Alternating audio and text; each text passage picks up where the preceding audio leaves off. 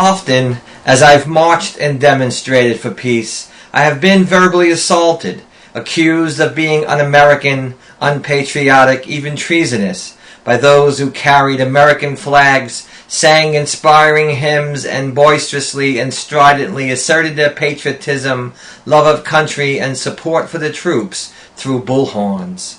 Most of this criticism I dismissed as a failure to understand the nature and the reality of war, and the moral and political obligation of citizens in a democracy.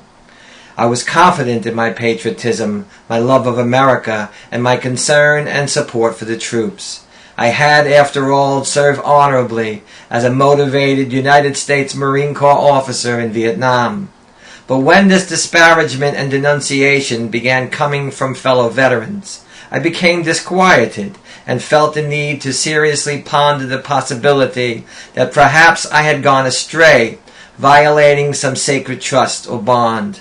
So what I offer in this discussion is a thought experiment in self-examination, an introspective journey of sorts into the mind and motivation of a former Marine turned peace activist.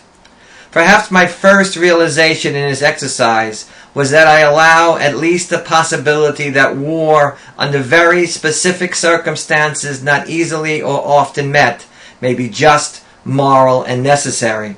Therefore, I am not an absolute pacifist, and in the strict sense, I am not anti-war. I realized as well that I believe in the Constitution, the rule of law, and support the fundamental purpose and mission of the United Nations, flawed though it may be, to maintain international peace and security, and to take effective collective measures for the prevention and removal of threats to the peace. According to the United Nations General Assembly Resolution 3314, that is international law, the unjustifiable and unwarranted use of armed force by a state against the sovereignty, territorial integrity, or political independence of another state is a crime of aggression. Therefore, I am anti-aggression and anti-unjust, immoral, and unnecessary war. Further, I believe in the rights and the dignity of all human beings. Rational analysis of the facts has convinced me that the invasion of Iraq was unjustifiable and unwarranted, based as it was on false or distorted intelligence, deception, and lies, and that the escalation and occupation of Afghanistan is misguided and doomed to failure.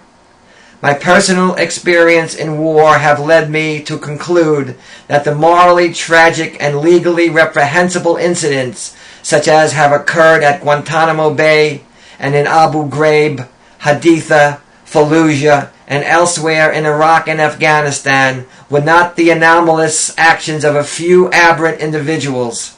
I do not blame the troops, but were the direct and inevitable consequence of our political and military leaders' incompetence, arrogance, and contempt for the Constitution and the dictates of international law and treaties. What threatens the fabric and foundations of our way of life in these dangerous times is not some amorphous, enigmatic horde of bloodthirsty terrorists. Rather, it is the assault upon truth, individual freedom, and the values of justice and morality we hold sacred. I am, therefore, anti-Bush and anti the Obama administration policy in Iraq, Afghanistan, and Pakistan.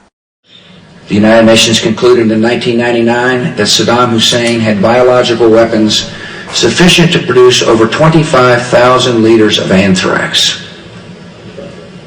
enough doses to kill several million people. The United Nations concluded that Saddam Hussein had material sufficient to produce more than 38,000 liters of botulinum toxin, enough to subject millions of people to death by respiratory failure. The British government has learned that Saddam Hussein recently sought significant quantities of uranium from Africa. Our intelligence sources tell us that he has attempted to purchase high-strength aluminum tubes suitable for nuclear weapons production. The dictator of Iraq is not disarming. To the contrary, he is deceiving Intelligence sources indicate that Saddam Hussein has ordered that scientists who cooperate with UN inspectors in disarming Iraq will be killed, along with their families. International human rights groups have cataloged other methods used in the torture chambers of Iraq. Electric shock, burning with hot irons, dripping acid on the skin, mutilation with electric drills, cutting out tongues, and rape. If this is not evil, then evil has no meaning. It is clear from history that our criminal behavior, arrogance, and hypocrisy, the characteristics of a rogue nation, brings no credibility, prestige, or standing in the world, only disdain, animosity, hatred, and righteous indignation. Nor do our acts of aggression bring glory or vindication to those already killed or wounded in battle. Justice and morality, the values I associate with being an American, require that our unjust and immoral occupation of Iraq and Afghanistan be ended immediately, that we as aggressors possess the moral courage to acknowledge our crimes, that we make retribution to the victims of our aggression, and apologize to the citizens of the aggressed nation and to the rest of the world community for our transgression.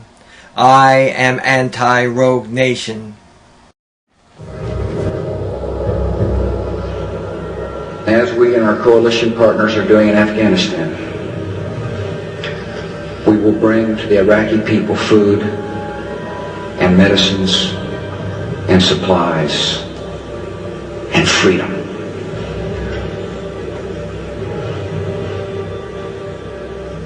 So I believe that this is a fight for freedom. And I want to make it a fight for justice too. We have shown freedom's power. And in this great conflict, my fellow Americans, we will see freedom's victory.